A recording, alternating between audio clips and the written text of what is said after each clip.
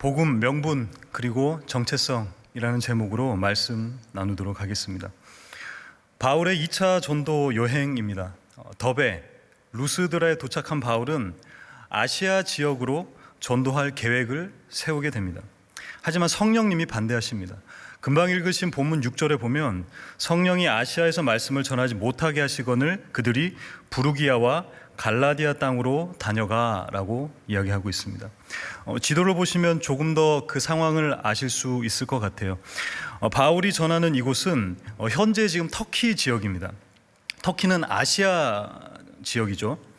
그런데 우리가 이해하는 이 아시아와 그리고 이때 당시 또 말씀 속에서의 그 사도 바울이 이야기하고 있는 또 이해하고 있는 인식하고 있는 아시아는 다릅니다. 범위와 경계의 차이가 있습니다. 에베소, 서머나 등의 터키의 남서쪽, 여러분이 지금 보고 계시는 곳의 화면의 중간에서 남서쪽 지역, 그쪽 지역이 바로 아시아입니다. 우리가 생각하는 아시아 대륙이 아니라요, 이때 당시는 그 소아시아라고 해서 아시아 지역을, 터키의 남서쪽을 이야기하고 있는 겁니다.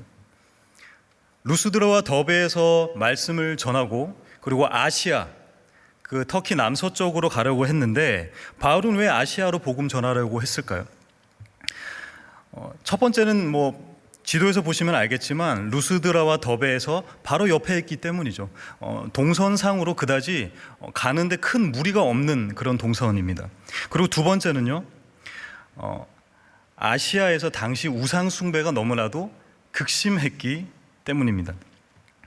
사도행전 19장에 보면은 아시아 지역에 속한 에베소 도시가 나옵니다. 그 소아시아 복음의 확산이 어려워졌던 이유가 나타나고 있는 거예요. 에베소는 당시 세계에서 제일 신전이 많은 그러한 도시였습니다. 바울이 고소를 당한 곳이기도 합니다. 그 이유는 아데미 여신의 권위를 훼손했다, 그 권위를 손상시켰다라는 이유로 고소를 당했습니다. 아데미 신전은 잘 아시겠지만 아프로디테라는 그 그리스 신화로 따지면 아프로디테고요, 또 로마 신화로 따지면 여러분 잘 아시는 비너스 여신입니다. 이 아데미 신전이 얼마나 웅장했냐면 솔로몬 성전의 약 34배 정도의 크기였습니다. 굉장히 큰, 어마어마하게 큰 웅장한 그런 신전이었죠. 얼마나 큰지 지금도 세계 7대 불가사의 중에 하나라고 인정받고 있습니다. 이에 대항하다 보니 이 아데미 신전 그리고 극심한 우상 숭배에 대항하다 보니까 아시아에서 자연스럽게 핍박이 많을 수밖에 없었던 것이죠. 이 부분에 대해서 성경에서도 구석구석 그 핍박에 대해서 설명을 하고 있는데요. 고린도후서 1장 8절과 9절입니다. 함께 읽어보겠습니다. 형제들아, 우리가 아시아에서 당한 환난을 너희가 알지 못하기를 원치 아니하노니 힘에 지나도록 심한 고생을 받아 살 소망까지 끊어지고 우리 마음에 사형 선고를 받은 줄 알았으니. 얼마나 힘들었으면 살 소망이 끊어지고 사형 선고 같았다고 합니다. 디모데후서 1장 15절에서도 비슷한 분위기를 보여주고 있습니다. 아시아에 있는 모든 사람이 나를 버린 일을 내가 아나니. 그리고 고통의 대명사인 베드로 전후서를 보아도 첫 번째 베드로 전서를 받는 그 편지, 수신자를 뭐라고 이야기하고 있냐면 베드로가 비두니아와 아시아에 흩어진 나그네에게 이 편지를 보낸다라고 이야기를 하고 있습니다. 그러니까 이 아시아란 지역은요, 우리가 생각하는 아시아 대륙이 아닌 이 터키의 남서쪽 지방의 이 소아시아, 이 지역은 우상 숭배가 만연했고 그로 인해서 핍박이 너무나도 심했던 곳입니다. 그러게 정리를 하자면 바울이 이 아시아로 선교를 가려고 했던 이유는 바로 본인의 성향과 특성과 그 특성상 가장 빡신 곳을 선택한 거죠. 우상 숭배가 가장 만연하고 성행했던 그곳, 바로 맞짱 뜨고 정면 승부하기 위해서 사도 바울은 아시아를 택했던 것입니다. 더베와 루스드라에서 오늘 본문 6절 말씀처럼 복음을 전합니다. 거기서 제자 디모데를 유대인의 전도를 위해서 할례를 시키게 되죠. 그리고 할례를 시킨 다음에 그 지역은 지도에서 이제 띄워주시면 길리기아 지역인 거예요. 더베 루스드라는 길리기아 지역입니다. 그 길리기아 지역에서 6절에 보면 부르기아와 갈라디아 땅으로 다녀가라고 되어 있는데 여기서 부르기아와 갈라디아 땅이라고 되어 있는 원어를 살펴보면 땅은 코란이라고 해서 지역이라고 번역을 하고 있어요. 그러니까 도시가 아니라 우리로 따지면 뭐 경상남북도, 충청남북도라는 지역을 얘기하고 있는 거예요. 그 다녀가라는 이 원어는 pass through 한 거예요. 그러니까 통과했다라는 거예요. 지나갔다라고 이야기를 하고 있습니다. 그렇게 번역하는 게 훨씬 더 정확하다라는 거예요. 쉽게 얘기하면 하이패스 한 거죠. 하이패스에서 쭉 길리기아 지방, 동그라미 쳐놓은 오른쪽 끝 루스드라와 더베 지역에서 저 끝쪽 지방으로 그 모든 땅들을 다 스킵하고 지나갔습니다. 여기서 무시아란 땅 근처에 가게 됩니다. 무시아도 지역이거든요. 무시아 지역에서 비두니아 지역으로 가려 했으나 7절에 예수의 영이 허락하지 아니하는지라 라고 이야기하십니다. 지도에서 보시는 무시아 지역에서 오른쪽 위쪽 비두니아 지역으로 가려고 했으나 예수의 영이 허락하지 않았다라고 하고 있어요. 그러니까 길리기아 지방을 출발해서 부르기아와 갈라디아 지방을 가서 아시아로 가려고 했으나 6절에서 막았고요. 7절에 무시아 땅에 들어가서 비두니아 위쪽으로 가려고 했으나 다시 성령님께서 막게 되는 것입니다. 6절과 7절 이 짧은 이 두 구절 속에서 두 번의 좌절, 금지가 나옵니다. 왜 그런 거 있잖아요. 왜 부모님이 안 된다고 할 때는 크게 일반적으로 두 가지 이유예요. 첫 번째는 위험하고 두 번째로는 명분이 없는 거죠. 해야 할 이유가 없는 겁니다. 사도 바울 입장에서는 이 금지는 굉장히 달갑지가 않겠죠. 위험한 거는 감수했어요. 우상 숭배가 극심한 그 아시아 지역으로 가려는 건 감수했습니다. 그런데 분명한 명분이 있었거든요. 다른 일을 하려는 게 아니기 때문이죠. 부도덕한 일, 비윤리적인 일, 그렇게 하려는 게 아닌 상황인 거죠. 말씀 전하려고 했는데 좌절, 금지를 맛보게 하신 것입니다. 어쩌면 지금 우리의 상황과 거의 비슷한 것 같아요. 우리는 주님께 이렇게 외칠 수도 있을 것 같습니다. 주님, 무엇 때문입니까? 다른 게 아니라요, 예배하고 싶은데요. 진별로, 팀별로, 혹은 내가 섬기고 있는 그 공동체 가운데 주님 말씀 나누고 싶을 뿐입니다. 왜 이렇게 차단, 좌절, 금지를 당하게 하십니까? 우리의 삶 속에서 내가 하고 싶은 것, 해야 하는 것, 하라고 하신 것, 하려고 하는데 브레이크를 걸어버리시는 거예요. 우리는 지금 수차례 외치는 거예요. 주님, 왜요? 왜 그러십니까? 무엇 때문인가요? 난 나름 괜찮게 살아왔잖아요. 그뿐이 아니죠. 해야 할 명분이 분명합니다. 복음 전하는 것, 예배하는 것입니다. 내 개인의 삶을 위해서뿐만 아니라 복음 전하라고, 그런 사람으로 살라고 간사, 리더, 인원, 섬김, 그 모든 것 하고 있는데 그것마저도 브레이크를 거시는 것 같아요. 명분이 있음에도 브레이크를 거시는 이유는 무엇일까요? 오늘 본문의 바울이 그렇습니다. 전도 여행을 2차로 하는 상황이고요. 우상 숭배가 만연한 그 아시아 지역으로 맞짱 뜨러간 거죠. 정면 승부를 펼칠 마음이었습니다. 그런데 거기가 아니라고 성령님이, 예수의 영이 금지시키는 거예요. 왜 그런지를 본문 10절에 나와 있습니다. 함께 읽어보겠습니다.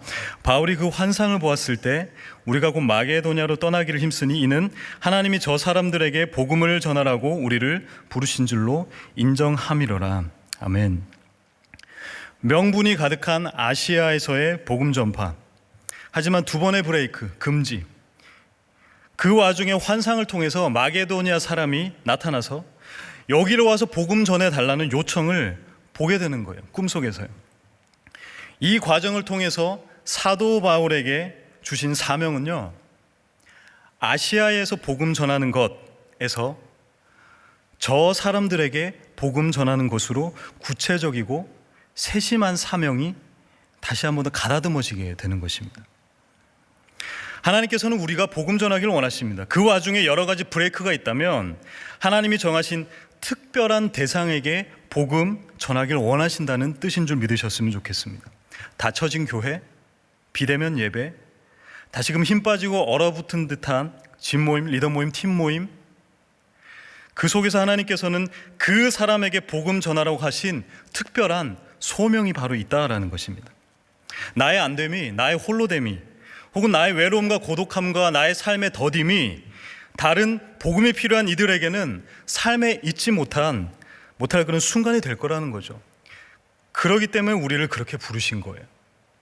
닫혀지고 어려운 이 상황 속에 내게 주신 여러 브레이크로 인해서 하나님이 정하신 저 사람들에게 복음을 전하시는 저 여러분 다 되시기를 주님의 이름으로 축원드립니다. 지도를 다시 한번 더 볼까요? 바울 일행은 그렇게 해서 마케도니아 지방으로 넘어갑니다. 마게도니아 지방이죠. 드로아라는 그 항구에서 배를 탑니다. 그리고 위에 조그맣게 동그라미 쳐져 있는 사모드라게라는 그 섬으로 배를 타고 갑니다. 그래서 마게도니아 지방의 네아폴리라는 항구에 이르게 됩니다. 그리고 여러분 잘 아시는 빌립보라는 성에 도착을 하는 거예요. 본문 12절에 이렇게 얘기합니다. 거기서 빌립보에 이르니 이는 마게도니아 지방의 첫 성이요 또 로마의 식민지라. 이 성에서 수유를 유하다가. 마게도니아, 쉽게 얘기하면 그리스 내륙의 첫 시작점이 되는 그런 도시이자 성이라는 거예요. 원래 빌립보라는 도시는 잘 아시겠지만 알렉산더 대왕의 아버지 빌립 2세가 작은 샘들이라는 이름을 가진 크레니데스라는 그 도시를 점령하죠. 그 이후에 빌립 왕이 본인의 이름을 따서 세운 도시가 바로 빌립보라는 도시입니다. 이 빌립보 도시는 금광이 굉장히 많았습니다. 부자 도시였죠. 그래서 시 자체를 운영할 수 있을 만큼 그 운영을 통해서 빌립보 특구처럼, 어떻게 보면 지금의 그런 국제 도시 이런 개념일까요? 그 빌립보 특구가 형성이 되어 있었어요. 그래서 여러 특권을 누릴 수가 있었던 거죠. 그러다 보니까 왜 빌립보서 4장 말씀에 3장 말씀에 하늘의 시민권을 소망하라라고 빌립보 교회 편지를 하잖아요. 그 이유가 바로 여기에 있는 것입니다. 여러분, 빌립보 하면 떠오르는 게 또 한 가지 더 있죠. 빌립보 감옥 이야기입니다. 바울과 실라가 빌립보 감옥을 탈출한 사건이죠. 미래를 예언하는 한 귀신 들린 여종을 고쳐주었는데 그것을 이익으로 얻었던 주인이 고발한 거죠. 고발하고 얻어맞고 옥에 갇혔어요. 그럼에도 찬양했더니 옥문이 열리고 도망하지 않자 간수장에게 전도하고 그 가정이 구원받는 장면이 바로 이 빌립보 감옥의 이야기입니다. 오늘 본문은 그 이야기 바로 앞에 위치한 거예요. 11절부터 15절에. 그 11절부터 15절의 이야기는 짧고 간단합니다. 사색 옥감장수 루디아라는 여인에게 복음을 전하고 그 집이 세례받고 바울 일행을 초청하고 초대하는, 그래서 그 집에 머무는 내용이 바로 11절에서 15절이에요. 그다지 특별한 게 없는 그러한 본문이자 스토리입니다. 하지만 자세히 보면 뜯어보면 쉽게 스쳐 지나갈 수 있는 본문은 아닌 것 같아요. 먼저 루디아라는 여인의 이름을 한번 살펴보겠습니다. 루디아는 원래 리디아라는 영어 이름이에요. 리디아. 혹시 잘 아시는 분 계시겠지만 여성 프로골퍼 중에 리디아 고어라고 있습니다. 그것처럼 리디아는 원래 사람 이름으로 잘 쓰여집니다. 근데 원래 리디아는 원래 지역의 이름입니다. 그래서 이 루디아라는 이거의 수식어를 본문에서 뭐라고 이야기하고 있냐면요, 14절에 두아디라 시에 있는 자색옥감 장사로서 하나님을 섬기는 루디아라 하는 한 여자라고 수식하고 있습니다. 그런데 원래 정리하자면 이런 거예요. 루디아 지역의 두아디라라는 성에 사는 한 여인, 이게 바로 루디아의 정확한 수식입니다. 루디아는 이름이 아니라요, 그 지역의 이름인 거예요. 쉽게 이야기하면 이런 거죠. 뭐 밀양댁, 목포댁, 뭐 부산댁, 서울댁, 뭐 이렇게 무슨 댁을 붙여서 얘기하잖아요. 그 지역에서 올라온 그 여인들을 그렇게 표현하듯이 루디아는 그냥 루디아에서 온 여인이에요. 그래서 루디아댁이라고 하시면은 이해가 편할 것 같습니다. 루디아 댁은 원래 두아디라 성에 살았어요. 두아디라 성은 염료 공업으로 굉장히 유명했던 도시입니다. 또 요한계시록에 보면 그 소아시아 7교회 사도 요한이 편지를 보내죠. 그 편지를 보낸 7교회 중에 하나입니다. 요한계시록 1장 11절인데요. 이르되 내가 보는 것을 두루마리에 써서 에베소, 서머나, 버가모, 두아디라, 사데, 빌라델비아, 라오디게아 등 7교회에 보내라 하시기로. 이 지역이 바로 아시아 지역인 거죠. 복음의 영향력이 있던 지역으로 보여집니다. 이곳 출신 여성이, 그리고 그 수많은 여인들이 강가에 모여 앉아 있었어요. 안식일에 강가에 모였습니다. 바울 일행도 기도할 곳, 기도처를 찾다가 그 일행을 만나게 됩니다. 뭐 그 여인들이 빨래하러 나왔을 수도 있고요. 근데 안식일이었다라고 그 저자가 쓴 거 보니까 어쩌면 그 여인들도 기도하기 위해서, 따로 예배하기 위해서 그 자리에 모이지 않았을까라고 추측할 수가 있습니다. 어쨌든 그 모든 가능성 속에 그 여인네들과 사도 바울 일행이 만난 거죠. 하나님을 섬기던 루디아 댁은 마음을 열어서 사도 바울이 전한 복음을 듣고 따르게 됩니다. 그리고 삭개오처럼 집으로 강권하여 초청합니다. 모십니다.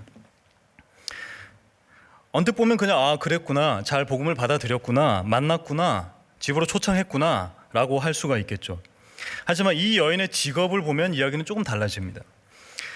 그녀의 직업은 자색 옷감 장사입니다. 자색 옷감 장사, 이 단어를 들으시면 어감이 어떠세요? 자색 옷감 장사. 왠지 시장에서 왜 판을 깔아놓고 그 가판대에다가 옷을 떼다가 파는 그런 뉘앙스가 들지 않으십니까? 뭐 성냥팔이 소녀까지는 아니지만 왠지 조금 쉽지 않게 하루하루 근근히 살아가는 그러한 뉘앙스를 우리는 지울 수가 없습니다. 자색 옷감 장사라는 단어에서는요. 근데 그것은 단어에서 전해지는 어감이지 실제로 루디아의 그 직업은 정반대입니다. 자색 옷감 장사라는 단어 대신에 저는 이렇게 표현하면 더 정확하지 않을까라는 생각이 듭니다.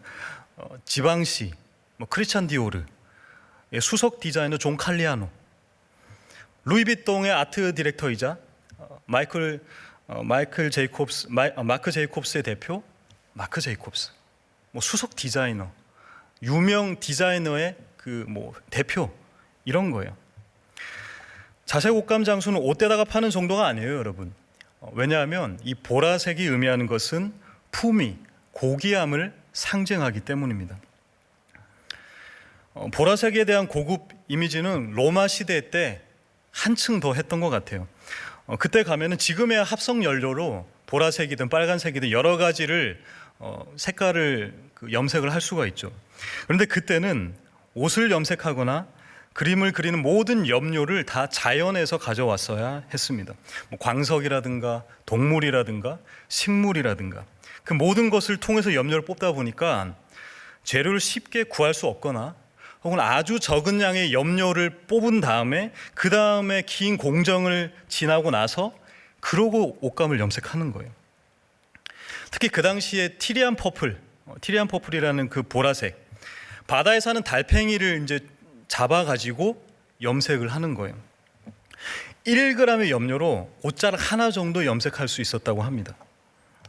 근데 그 1g 가지고 하는데 그 1g을 염료를 내기 위해서는 달팽이 10,000마리가 필요했다고 합니다.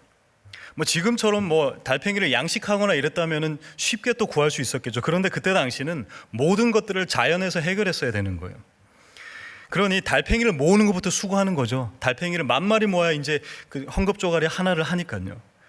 제 생각엔 차라리 달팽이 양식을 하는 게 더 돈을 많이 벌지 않을까 싶을 정도로 많은 달팽이를 모아야 했습니다. 그러나 달팽이들을 모은다고 끝이 아닙니다. 그 달팽이들을 솥에 부어가지고 펄펄 끓입니다. 그래서 계속 며칠 동안 그것을 끓인 다음에 그 달팽이 껍질을 부수고 햇빛에 며칠 동안 말리면 그러면은 10,000마리로 1g 염료를 얻을 수가 있는 거예요. 근데 그 약간 얻었으니까 옷 전체를 하려면은 얼마나 많은 염료가 들겠습니까? 얼마나 많은 달팽이가 들며 그 모든 공정이 쉽지 않았던 것입니다. 그래서 로마 황제 트라얀, 13대 왕 트라얀은요, 그 1세기 말의 로마 황제인데요, 나만 이걸 입을 수 있다라고 황제의 색으로 지정을 해버렸어요. 보라색 옷은 황제의 옷인 거예요. 그도 그럴 게 약 301년쯤에는 이 보라색 염료 같은 중량이 금의 3배였다고 합니다. 그러니까 이 보라색 염료가 얼마나 비싸게 팔렸는지를 알 수가 있는 거죠. 황제의 색으로 지정 안 해도 이건 비싸서 아무나 사서 입을 수가 없었던 색깔이다라는 것입니다. 성경에도 이 보라색 옷에 대해서 이야기를 하고 있는 부분이 있는데요. 누가복음 16장 19절입니다. 같이 한번 읽겠습니다. 한 부자가 있어 자색 옷과 고운 베옷을 입고 날마다 호화롭게 즐기더라. 여러분 잘 아시는 나사로와 부자 얘기에 나오는 거예요. 그래서 그냥 거지 나사로, 부자 어떤 한 사람, 이 정도가 아니라 이 사람은 어느 정도냐면 거의 황제급, 어떻게 보면 그 통치권을 가진 사람의 그 정도의 부를 가진 부자라는 것입니다. 왜냐하면 여기에 자색 옷이라고 되어 있기 때문에요. 아무나 가질 수가 없었기 때문입니다. 또 보라색 옷은 명예의 상징이기도 합니다. 우리 예장 합동 측 뭐 저희가 따로 보라색 옷을 입지는 않지만 뭐 다른 교단은 로만 카라 옷을 입거나 혹은 뭐 천주교도 그렇고 보시면 그 보라색 옷 셔츠를 입게 되죠. 그거는 뭐냐면 바로 고귀함, 로열티의 상징이라는 거예요. 그러니 이 루디아라는 여인은요, 불쌍한 그런 여인이 절대 아니었습니다. 뭐 소외를 당하거나 옷을 떼다 파는 그런 외판원이 절대 아니었다라는 거죠. 힘든 여인이 아니었습니다. 오히려 의류계 핵 인싸였습니다. 셀럽이고요, 인플루언서였어요. 그녀의 고향 두아디라에서 유명했던 염료 기술을 가져다가 사도 바울처럼 배를 타고 건너가서 그곳 빌립보에 잘 정착해서 거기서 그 의류 사업을 한 거예요. 그러니 자족감 장사라는 이 표현 자체에서 루디아라는 여인은 부자였다라는 것을 추측할 수 있고요, 실제로 바울 일행을 집으로 초청했다, 초대했다 정도면 얼마나 넉넉했는지를 알 수가 있는 것입니다. 그리고 한 가지 더, 의류를 공급하고 판매했다. 이거는 정치계 혹은 종교계에도 굉장히 밀접했다라는 거죠.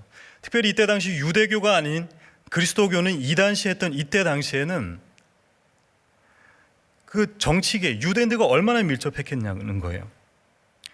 그러니 루디아라는 이 여인은 종교계 제사장이나 혹은 빌립보를 통치하던 분봉왕의 의류를 만들었던 여인이다라는 거예요.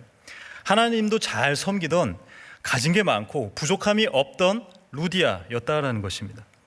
그런데 그 영향력 있는 여인이 예수 그리스도의 십자가의 도를 듣고 나서 회심을 한 것입니다. 회심할 수 있죠. 예수님 믿을 수 있죠. 근데 중요한 건 이제 그 여인은 핵인사, 셀럽 혹은 인플루언서, 그 자리가 아니라 환난과 고난과 핍박의 시작에 들어섰다는 것입니다. 그냥 회심이 아니라 쉬쉬 하면서 나는 예수님 믿을게요, 그런데 나는 여전히 이 사업을 진행해 나가야 됩니다, 나는 종교계와 정치계에 밀접한 사람입니다, 이렇게 했던 게 아니라요, 지금껏 누렸던 많은 좋은 것들을 과감히 포기한 거예요. 그걸 어디서 알 수 있느냐? 바로 바울 일행을 집으로 강권한 것에서 알 수 있습니다. 15절 같이 한번 읽어보겠습니다. 그와 그 집이 다 세례를 받고 우리에게 청하여 이르되 만일 나를 주 믿는 자로 알거든 내 집에 들어와 유하라 하고 강권하여 머물리게 하니라. 아마 루디아라는 이 여인은 홀로 된 여인으로 추측합니다. 정황상 남편이 없고요, 대차하고 당차합니다.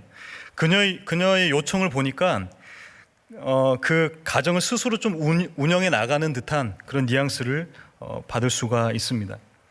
바울의 입장에서 홀로 된 여인의 집에 들어가는 게 부담스러울 수 있으니까 완곡하게 거절한 것 같아요. 그랬더니 루디아가 이렇게 얘기합니다. 15절을 조금 현대어로 표현하면 이렇습니다. 알겠습니다. 제 집에 머무는 것이 부담스러우신가 본데요, 그러시다면 더 잡지는 않겠습니다. 그러나 예수님을 믿으면 주님의 피로 빚어진 한 형제여 자매라고 하셨으면서 제 집에 머무는 것을 거절하시는 것은 내가 주님을 믿고 회심했다라는 것을 못 믿으시는 거군요. 나는 그렇게 받아들일 수밖에 없습니다. 예, 알겠습니다. 가십시오. 안녕히 가세요. 그러니 사도 바울 일행이 어찌 안 머물 수 있겠습니까? 그녀의 집에 바울 일행이 머물렀다는 것, 그거는 외부 사람들이 볼 때에는 그녀가 이제 그리스도교로 개종했다라는 것으로 볼 것입니다. 유대인들에게 이방인들 혹은 이교도들과 식사하는 것조차도 금지되었기 때문입니다. 유대인들이 볼 때 그리스도교, 바울이 전하는 십자가의 도는 이단이거든요, 이교도거든요. 충분한 이야기거리가 왜 되지 않겠습니까? 그녀 개인적으로 볼 때는 완전한 정체성의 전환을 뜻합니다. 나는 이제 하나님을 섬길 뿐 아니라 예수 그리스도의 종이 되었습니다 라고 고백한 거예요. 이제 나는 완전 새로운 사람입니다. 새로운 시각으로, 새로운 정체성으로 살아가겠습니다. 이것은 이 당시 박해가 심했던 아시아 지역 그리고 로마 통치 내에서 보았을 때는 충분한 핍박의 이유가 되겠죠. 그러니 그녀의 사업은 어떻게 됐을까요? 그녀가 함께 밀접하게 가까이 지냈던 종교 지도자들과 혹은 정치인들과는 어떻게 됐을까요? 잘 모르겠습니다. 그런데 오늘 읽지는 않았지만 16장 40절에서는 이렇게 이야기하고 있습니다. 40절 말씀 같이 읽어보겠습니다. 두 사람이 옥에서 나와 루디아의 집에 들어가서 형제들을 만나보고 위로하고 가니라. 아멘. 위로하고 가니라라는 이 단어는 헬라어로 파라칼레오라고 이야기를 하고 있는데요. 이 단어는 성경에서 두 가지 용례로 사용되고 있습니다. 첫 번째는 강권하다고요. 두 번째는 굳게 하다예요.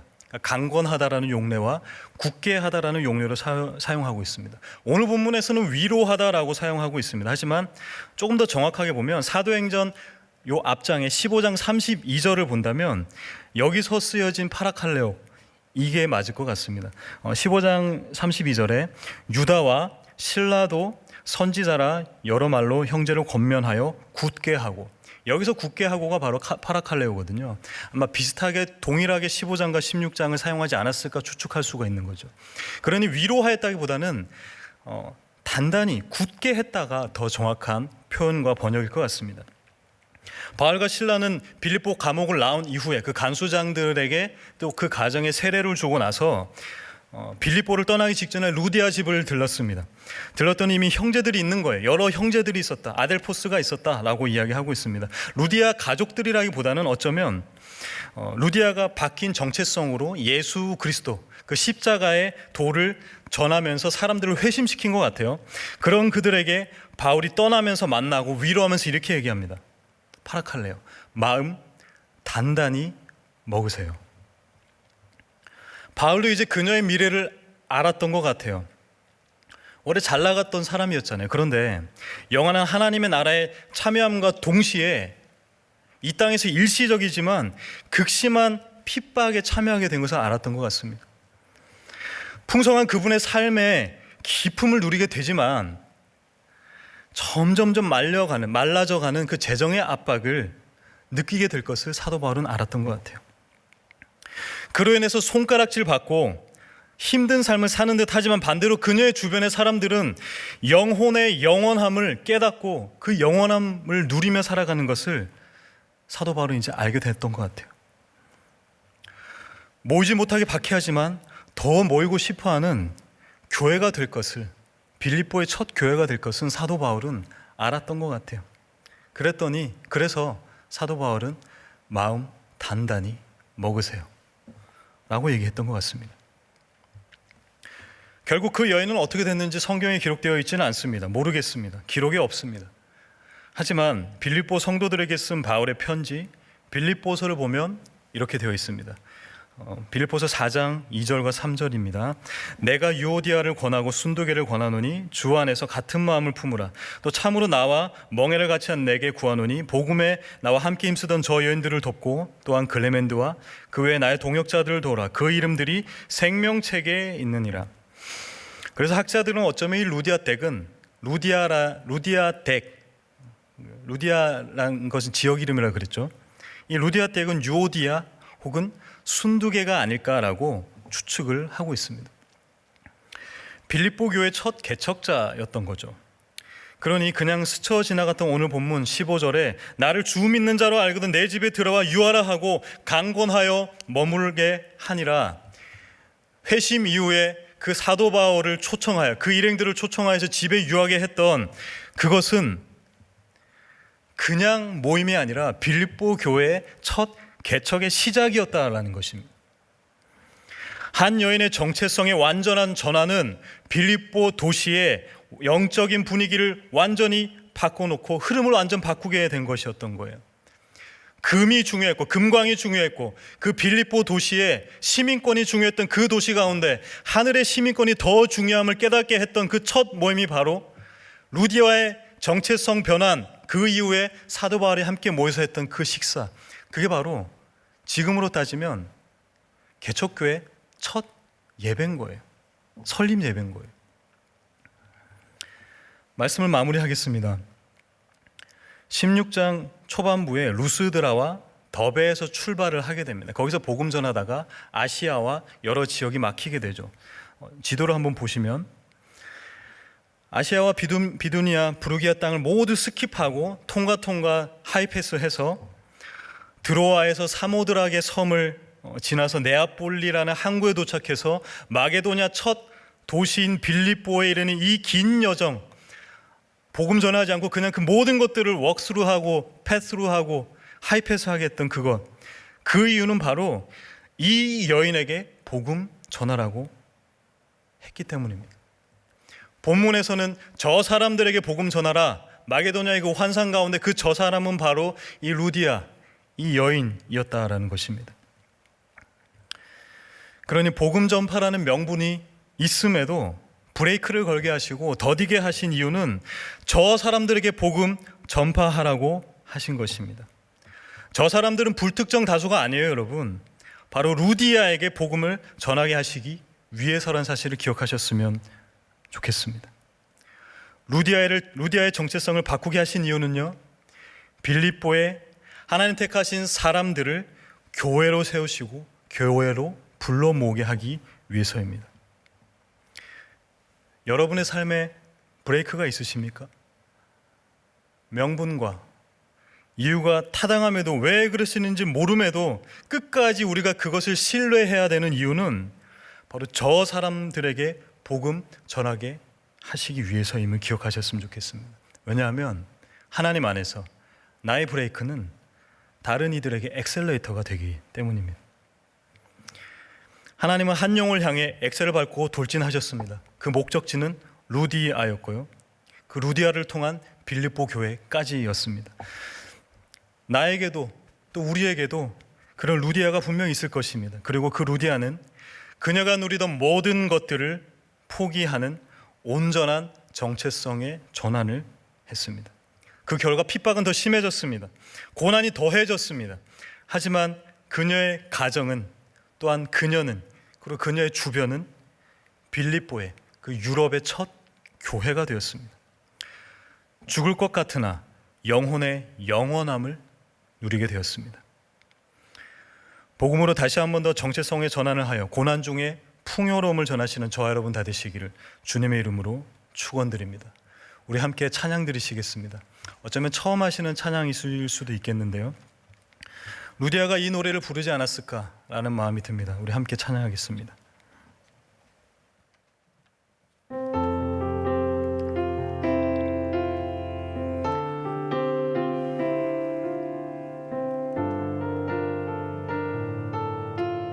환난, 가난과 고난 함께 찬양합니다. 환난, 가난과 고난, 수고로움 속에도 성도는 그 믿음을 지켰네. 주를 섬기는 일에 자신을 다 드리며 진리의 말씀과 성령으로 그 길을 걸었네. 환난, 가난과 고난, 환난, 가난과 고난, 수고로움 속에도 성도는 그 믿음을 지켰네. 주를 섬기는 일에 자신을 다 드리며 진리의 말씀과 성령으로 그 길을 걸었네. 그리스도 안에서 새롭게 가시고 그리스도로 인하여 자유케 되었네.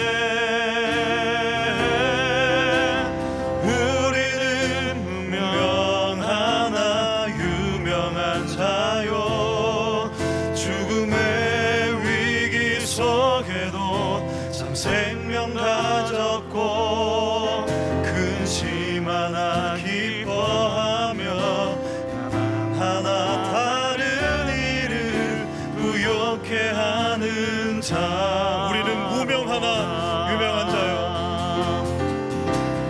우리는 무명하나 유명한 자요.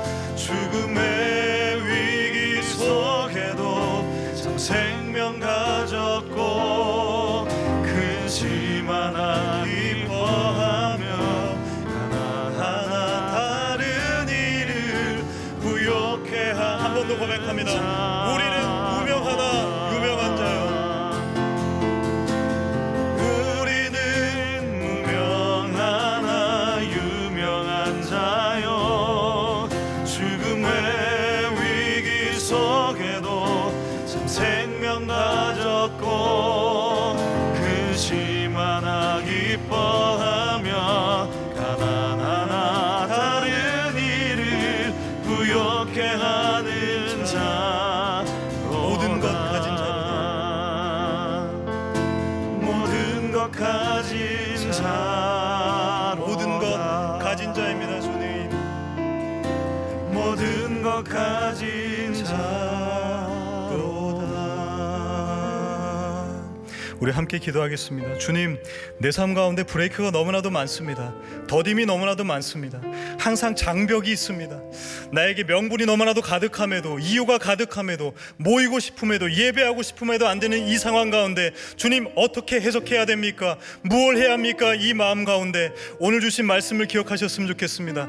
그냥 복음 전하라고가 아니라, 아시아가 아니라 내가 택한 그 사람에게 복음 전하라고 나를 보내었다. 너의 더딤은 바로 그 이유이다. 너의 브레이크는 바로 그 이유이다 말씀하시는 그 하나님 말씀에 귀 기울이기를 원합니다. 또한 그 목적지는 결국에는 루디아였습니다. 주님, 나에게 주어주신 루디아가 있습니까? 내 주변에 루디아 같은 사람이 있습니까? 또한 그녀를 통하여서 이루실 교회가 있습니까? 내가 그를 향해 달려가겠습니다. 하이패스에서, 워크스루에서, 패스루에서 지나갔던 그 하나님께서 그 루디아에게 달려가셨던 그것을 나를 통해서 이루어 주시옵소서. 나의 더딤이, 나의 브레이크는 다른 사람에게 엑셀이 되게 하여 주시옵소서. 그리고 가져오신 그 개인의 기도 제목 가지고 우리 주님 한번 찾고 기도하도록 하겠습니다.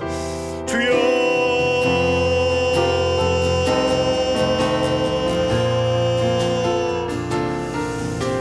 주여, 아버지, 다시 한번 기도합니다. 주님, 나의 삶 가운데 너무나도 더딤이 많습니다.